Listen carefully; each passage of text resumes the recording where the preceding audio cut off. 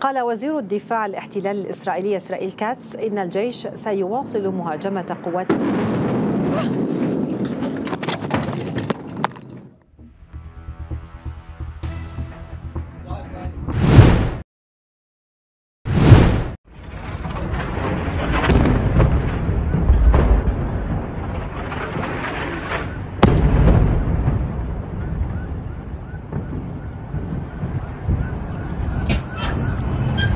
İsrail ordusuna ait hava savunma hava araçları bu kez Genelkurmay Başkanlığı'nın binasını 3 kez roketlerle hedef aldı. Görüldüğü gibi Iran से युद्ध में नाक कटवाने के बाद बेंजामिन नेतन्याहू को अभी और जलील होना है, क्योंकि उन्होंने सीरिया के साथ युद्ध शुरू कर दिया है। और अगर आप कारण जानेंगे ना तो सिर पीट लेंगे साहब या हंसने लगेंगे। नेतन्याहू कह रहे हैं कि यह युद्ध मैंने सीरिया के साथ इसलिए शुरू किया है क्योंकि मैं वहां की ड्रूज माइनॉरिटी को बचाना चाहता हूं। सरल शब्दों में कहा जाए, ड्रूज माइनॉरिटी वहां की एक अरब अल्पसंख्यक है। अब दोस्तों, आप भी जानते हैं कि कोई इस बात पर विश्वास नहीं करेगा कि नेतन्याहू अरब लोगों को बचाना चाहता है, क्योंकि यह वो शख्स है जिसने फलस्तीन में करीब 60,000 बेकसूरों को मौत के घाट उतार दिया, लेबनान पर हमला किया, ईरान पर हमला किया। यानी अरब या मुसलमान, इनसे नेतन्याहू की कोई हमदर्दी नहीं है। और अब उन्होंने प्रहार कर दिया है सीरिया पर, उसकी राजधानी दमिश्क पर और उसके एक शहर सुवेदा पर, जहां पर ड्रूज माइनॉरिटी बसती है।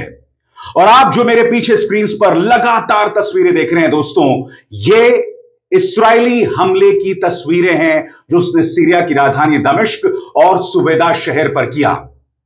आज पूरी तफसील के साथ मैं आपको बतलाने वाला हूं कि ये ड्रूज माइनॉरिटी कौन है, क्या है नेतन्याहू के मंसूबे और ये खबर दरअसल है क्या। सबसे पहले सरल शब्दों में हुआ क्या आपके स्क्रीन पर। बुधवार को इसराइल ने सीरिया की राजधानी दमिश्क पर जबरदस्त हवाई हमले किए, जिससे हालात और ज्यादा बिगड़ गए। इसराइल का कहना है कि यह कार्रवाई एक अरब अल्पसंख्यक समुदाय यानी ड्रूज के समर्थन में कर रहा है, जिसकी सीरियाई सेना के साथ हिंसक झड़पें चल रही हैं। सीरियाई स्वास्थ्य मंत्रालय ने CNN को बताया कि इन हमलों में कम से कम 3 लोगों की मौत हो गई है, 34 घायल हैं। हालांकि अमेरिका की ओर से दबाव होने के बावजूद इसराइल ने अपने अभियान को तेज कर दिया है, जबकि अमेरिका चाहता है कि सीरिया की अंतर्राष्ट्रीय अलगाव की स्थिति को खत्म किया जाए। सीरिया ने इन हमलों की कड़ी निंदा की है और कहा है कि इसराइल ने बुधवार को सरकारी इमारतों, खासकर रक्षा मंत्रालय को निशाना बनाकर खतरनाक उकसावे की कार्रवाई की है। बड़ा सवाल, अमेरिका विरोध कर रहा है तो कारण क्या है? कारण है ईरान। ईरान जो तैयारी कर रहा है ना दोस्तों, उसका आपको अंदाजा नहीं है। उसे चीन से लगातार मदद मिल रही है, वो गोलबंदी कर रहा है इस्लामिक देशों की। और अब सीरिया में ईरान कदम ना रख सके या ईरान मजबूत ना हो, इसीलिए उसने सुवेदा और दमिश्क पर हमला कर दिया है। आपके सामने अब सरल शब्दों में मैं बतलाने वाला हूं दोस्तों कि हो क्या रहा है। मगर सबसे पहले देखिए, सुवेदा में ड्रूज समुदाय का एक शख्स जो है इस्राएली झंडे को फैला रहा है।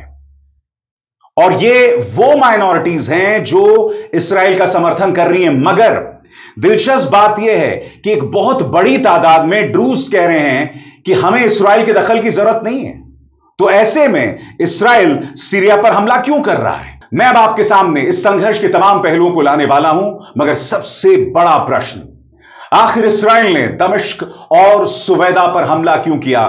तो आपके सामने एक एक कारण मैं लेकर आ रहा हूं। पहला कारण, ड्रूज समुदाय की रक्षा के नाम पर इस्राएल का कहना है कि सीरिया की सुवेदा इलाके में ड्रूज माइनॉरिटीज पर सीरियाई सेना ज्यादती कर रही है, इसीलिए उसने कार्रवाई की। दूसरा कारण, सीमा के पास खतरा। इस्राएल को डर है कि उसकी सीमा के पास ईरान समर्थित लड़ाके या हिजबुल्लाह जैसे गुट मजबूत हो सकते हैं, इसीलिए वो हमला करके उन्हें रोकना चाहता है। यानी कि कारण स्पष्ट है दोस्तों, इस हमले के पीछे वजह ईरान है और उसके समर्थित लड़ाके।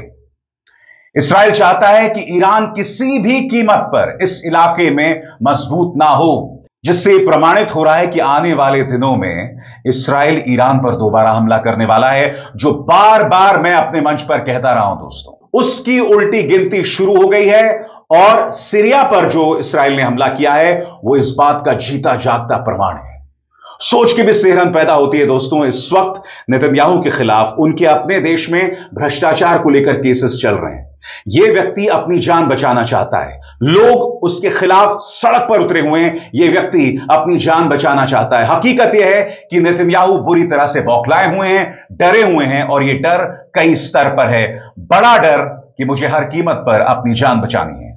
तीसरा कारण, सीरिया में अस्थिरता। 2024 में असद सरकार के गिरने के बाद सीरिया कमजोर हो गया था। इस्राएल इसका फायदा उठाकर अपनी सुरक्षा के लिए इलाके में दबदबा बनाना चाहता है। चौथा कारण, संदेश देना।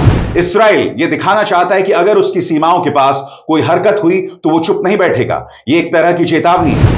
इसके अलावा पांचवा कारण, आंतरिक दबाव। इस्राएल में हाल ही में कई हमलों के कारण सरकार पर दबाव है कि वो सख्ती दिखाए, इसीलिए दमिश्क पर हमला भी एक मजबूत जवाब माना जा सकता है। सबसे बड़ी बात दोस्तों, इस्राएल कह रहा है कि ये हमले रुकने नहीं वाले हैं, और वहां का जो कट्टरपंथी तबका है वो ये कह रहा है कि सीरिया के राष्ट्रपति को मौत के घाट उतारा जाए। ये बहुत कुछ सुना सुना लगता है ना दोस्तों, क्योंकि ईरान के अंदर भी यही अंदाजे वहां अपनाया गया था। ईरान के अंदर भी मकसद था सुप्रीम लीडर खामेनी को मौत के घाट उतारना।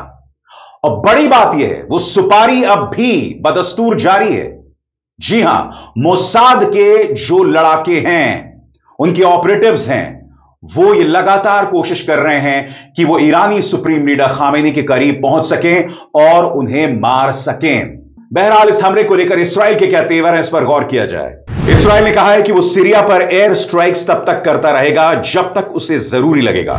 पिछले कुछ दिनों से हमले ज्यादातर दक्षिण सीरिया के स्वेदा इलाके में हो रहे हैं, जहां हाल ही में काफी अशांति देखने को मिली थी। लेकिन बुधवार को इस्राएली सेना ने दमिश्क के बीचों बीच हमला किया और कहा कि वो सीरियाई राष्ट्रपति अहमद अल शरा को एक सीधा संदेश देना चाहता है।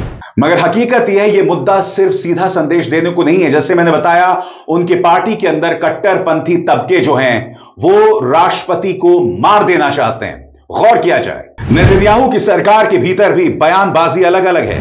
उनकी कट्टरपंथी दक्षिणपंथी पार्टी के कुछ मंत्री जैसे नेशनल सिक्योरिटी मिनिस्टर और डायस्पोरा अफेयर्स मिनिस्टर अब सीरियाई राष्ट्रपति अहमद अल शरा की हत्या की मांग कर रहे हैं, जबकि इस्राएली सेना और रक्षा मंत्री कह रहे हैं कि सीरियाई सेना पर हमले आगे भी चलते रह सकते हैं। और आगे बढ़ने से पहले एक जरूरी संदेश, मेरे कार्यक्रमों के लिए आप नोटिफिकेशन का इंतजार मत कीजिए। मेरे चैनल में जाइए और खुद जाकर कार्यक्रम देखिए और रहिए अपडेटेड। और हां, ज्वाइन कीजिए मेरा चैनल, देखिए यह जरूरी संदेश। स्वतंत्र और आजाद पत्रकारिता का समर्थन कीजिए, सच में मेरा साथी बनिए। बहुत आसान है दोस्तों, इस ज्वाइन बटन को दबाइए और आपके सामने आएंगे ये 3 विकल्प, इनमें से एक चुनिए और सच के इस सफर में मेरा साथी बनिए। इंतजार कीजिए दोस्तों, मैं आपको बतलाऊंगा कि दरअसल ये ड्रूज माइनॉरिटी है क्या। कहने को ये अरब हैं, इसीलिए ये बात किसी को हजम नहीं हो रही कि नेतन्याहू जो हैं एक अरब माइनॉरिटी को बचाने के लिए निकले हैं सीरिया के अंदर। आप सब जानते हैं उनके तेवर फलस्तीनियों के खिलाफ क्या हैं, लेबनान में क्या हैं और ईरान में क्या थे। लिहाजा यह बात हजम नहीं हो रही है कि यह पूरी कार्रवाई जो है वो ड्रूज माइनॉरिटी को बचाने के लिए हो रही है।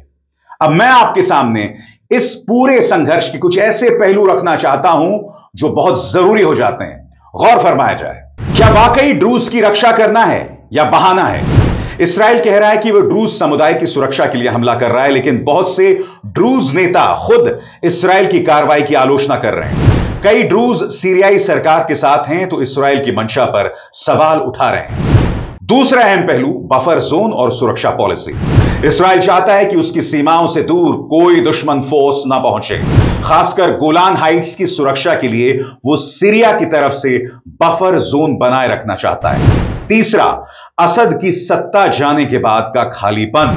2024 में सीरिया के राष्ट्रपति बशर अल असद की सत्ता गिरने के बाद वहां स्थिरता है। इस्राएल को डर है कि जो भी नई सरकार आएगी वो इस्राएल के लिए खतरा बन सकती है। चौथा, घरेलू राजनीति और मनोवैज्ञानिक असर। दोस्तों, यह जिक्र मैं आपके सामने कर चुका हूं। जब से 2023 में इस्राइल पर हमला किया हमास के बाद, उसके बाद से उन पर दबाव बन रहा है कि वो इस्राइल के दुश्मनों को करारा जवाब दें, और इसी संदर्भ में इस तरह के हमले किए जा रहे हैं। अब आपकी स्क्रीन पर पांचवी बड़ी बात, और वो है ईरान और हिजबुल्लाह का डर। और सही मायने में दोस्तों असल कारण यही है, गौर फरमाया जाए। इस्राइल को चिंता है कि ईरान या हिजबुल्लाह इस अशांति का फायदा उठाकर सीरिया के दक्षिण में अपने लड़ाके भेज सकता है, इसीलिए वो पहले से ही उन्हें रोकने की कोशिश कर रहा है। यानी कि इसका लब्बो-लबाब क्या है दोस्तों, गौर फरमाया जाए। इस्राइल के सीरिया पर हमले सिर्फ ड्रूज समुदाय की रक्षा तक सीमित नहीं है, इसके पीछे सुरक्षा रणनीति, ईरान से टकराव, नई सीरियाई सत्ता की चिंता और घरेलू राजनीति का दबाव है। यह पूरा मामला मध्य पूर्व की पावर पॉलिटिक्स और सीमा नियंत्रण की एक बहुत बड़ी तस्वीर पेश करता है। सारा खेल सत्ता नियंत्रण का है, और ये तमाम हरकतें करके नेतन्याहू अपने देश में अपना कब्जा बनाए रखना चाहते हैं, क्योंकि वो जानते हैं कि जब तक ये अस्थिरता बनी रहेगी, उनके खिलाफ जो भ्रष्टाचार की कार्रवाई है वो आगे नहीं बढ़ेगी।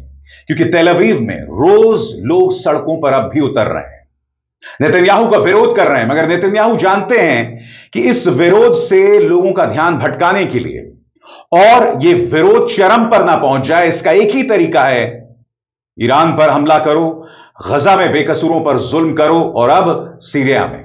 मगर आपके जहन में वो सवाल जो मैंने पहले उठाया था, आखिर ये ड्रूज माइनॉरिटी हैं कौन, क्यों इनके हमदर्द बन रहे हैं बेंजामिन नेतन्याहू? तो गौर फरमाया जाए दोस्तों, ड्रूज एक विशेष धार्मिक समुदाय है जो मुख्यतः सीरिया, लेबनान, इसराइल और जॉर्डन के पहाड़ी इलाकों में रहता है। उनका धर्म 11वीं सदी में शिया इस्लाम के इस्माइली फिरके से अलग होकर एक अलग पहचान बन गया था। इनकी मुख्य बातें क्या हैं? ड्रूज अपना धर्म बहुत गोपनीय रखते हैं, सिर्फ समुदाय के खास लोग ही उनके धार्मिक रहस्य जानते हैं। वे पुनर्जन्म में विश्वास और सत्य निष्ठा को बहुत महत्व देते हैं। ड्रूज समुदाय के बाहर किसी को धर्म में शामिल नहीं किया जाता, यह बंद समुदाय है। ज्यादातर ड्रूज दूसरे समुदायों से विवाह नहीं करते और अपनी अलग पहचान बनाए रखना चाहते हैं। तो बहाना ड्रूज है, मगर असल वजह ईरान है। असल वजह ईरान है, हिजबुल्लाह है, और वो तमाम ताकतें हैं जो नेतन्याहू को चुनौती दे सकते हैं। और जब मैं चुनौती की बात कर रहा हूं, तो मैं अंदरूनी चुनौती की भी बात कर रहा हूं, जो लगातार नेतन्याहू को तेल अवीव में मिल रही है। सबसे बड़ी बात हमें ये नहीं भूलना चाहिए कि अमेरिका, डोनाल्ड ट्रंप खुद चाहते हैं कि सीरिया में शांति हो, और इस वक्त अगर डोनाल्ड ट्रंप के प्लान्स को कोई नुकसान पहुंचा रहा है तो वो बेंजामिन नेतन्याहू है दोस्तों। क्योंकि डोनाल्ड ट्रंप क्या चाहते हैं? डोनाल्ड ट्रंप चाहते हैं कि भाई गजा में जोरों से पुनर्निर्माण हो, अमेरिकी कंपनियों को मौका मिले, और यही वो सीरिया के अंदर चाहते हैं। सीरिया में जो नुकसान हुआ है वो चाहते हैं कि वहां की सत्ता अमेरिका के करीब आए, मगर नेतन्याहू अपनी असुरक्षा के चलते ट्रंप के प्लान्स को बर्बाद कर रहे हैं, और यही असली कहानी है। अभिसार शर्मा को दीजिए इजाजत। नमस्कार।